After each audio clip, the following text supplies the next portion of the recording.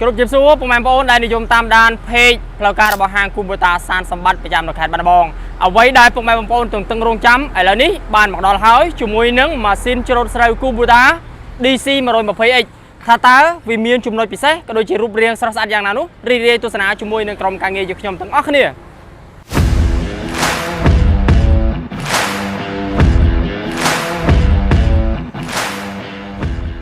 បាទសម្រាប់ម៉ាស៊ីនច្រូតស្រូវ Kubota DC 120X របស់យើងនេះជាប្រភេទម៉ាស៊ីនធំបាទដែលមានកម្លាំងសេសរហូតទៅដល់បាទ120កម្លាំងសេសបាទសម្រាប់ផ្នែកជើងក្រោមវិញម្ដងអញ្ចឹងសម្រាប់ផ្នែកជើងក្រោមនេះយើងបានបំពាក់ជាប្រភេទជើងក្រោមធំបាទដែលយើងបានបំពាក់ជាមួយនឹងប្រព័ន្ធអូតូមុនរ៉ូបាទដែលធ្វើការលើកខ្លួនបាទដោយស្វ័យប្រវត្តិសម្រាប់ដីស្រែពុកម៉ែបងប្អូនដែលមិនមានជាមួយនឹងភាពរាបស្មើពិសេសសម្រាប់ផ្នែករឡូបាទផ្នែករឡូជើងក្រោមនេះយើងបានបំពាក់រហូតដល់9គ្រាប់បាទជាមួយនឹងប្រភេទរឡូទ្រកង់បាទបន្ថែមទៅលើ2គ្រាប់តែម្ដងហើយអ្វីដែលកាន់តែពិសេសសម្រាប់ DC 120X របស់យើងនេះយើងប្រើប្រាស់បាទការអូសទាញបាទនៅផ្នែកខាងក្រោយបាទឬក៏បញ្ជាក់ជូនពុកម៉ែបងប្អូនថាជាប្រភេទបាទប្រអប់លេខនៅផ្នែកខាងក្រោយណាពុកម៉ែបងប្អូនណាបាទអញ្ចឹងងាយស្រួលសម្រាប់ពុកម៉ែបងប្អូនបាទធ្វើការប្រើប្រាស់ក៏ដូចជាការជន់កាត់ជាមួយនឹងម៉ាស៊ីនច្រូតស្រូវ Kubota របស់យើងផ្ទាល់តែម្ដងហើយក៏សូមបញ្ជាក់ពុកម៉ែបងប្អូនថាសម្រាប់ប្រភេទកង់បាទឬក៏ប្រភេទប្រអប់លេខរបស់ម៉ាស៊ីនច្រូតស្រូវ Kubota DC 120X នេះបាទជាប្រភេទបត់ច្រាស់ទិសគ្នាបាទពុកម៉ែបងប្អូនណាបាទបត់ច្រាស់ទិសគ្នាដែលធ្វើឲ្យងាយស្រួលនៅក្នុងការធ្វើការបត់បែនបាទពិសេសមិនធ្វើឲ្យខូចជាមួយនឹងដីស្រែរបស់ពុកម៉ែបងប្អូនទេប្រព័ន្ធបញ្ចុះកម្ដៅវិញម្ដងយើងបានបំពាក់ជាប្រភេទសំបុកឃ្មុំខ្នាតធំបាទដែលជួយ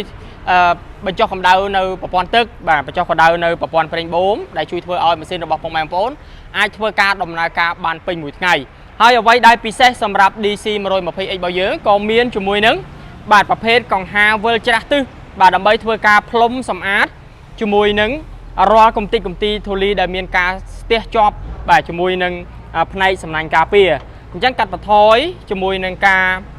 ផ្លុំសម្អាតទៅដល់ពុកម៉ែបងប្អូនដោយសារយើងមានជាមួយនឹងប្រភេទកង្ហាវិលច្រាស់ទិសបាទដើម្បីធ្វើការផ្លុំសម្អាតជាមួយនឹង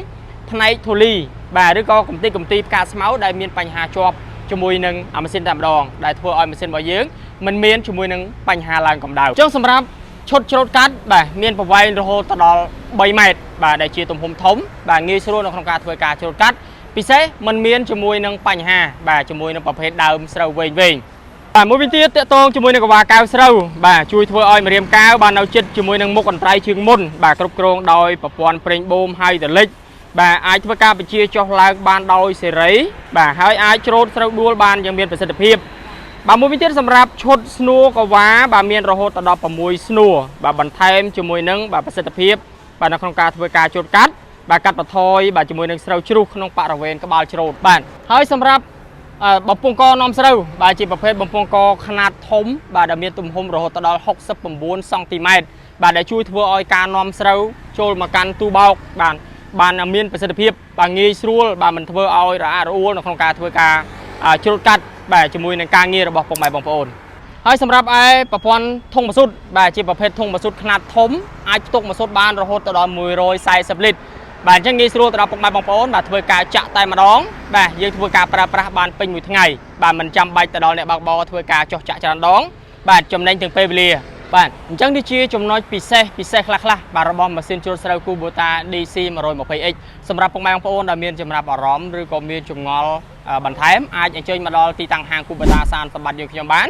បាទឬក៏ពុកម៉ែបងប្អូនធ្វើការទំនាក់ទំនងមកកាន់លេខទូរស័ព្ទដែលក្រុមការងារយើងខ្ញុំបានដាក់នៅលើអេក្រង់ទូរស័ព្ទផ្ទាល់មួយវិញទៀតសម្រាប់ពុកម៉ែបងប្អូនដែល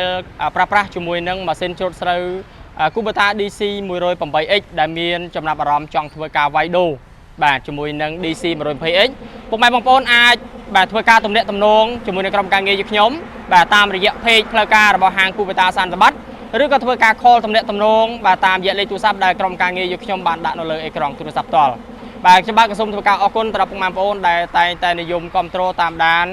ជាមួយនឹង page ផ្លូវការរបស់ហាង Kubota សានសម្បត្តិយើងខ្ញុំកន្លងមក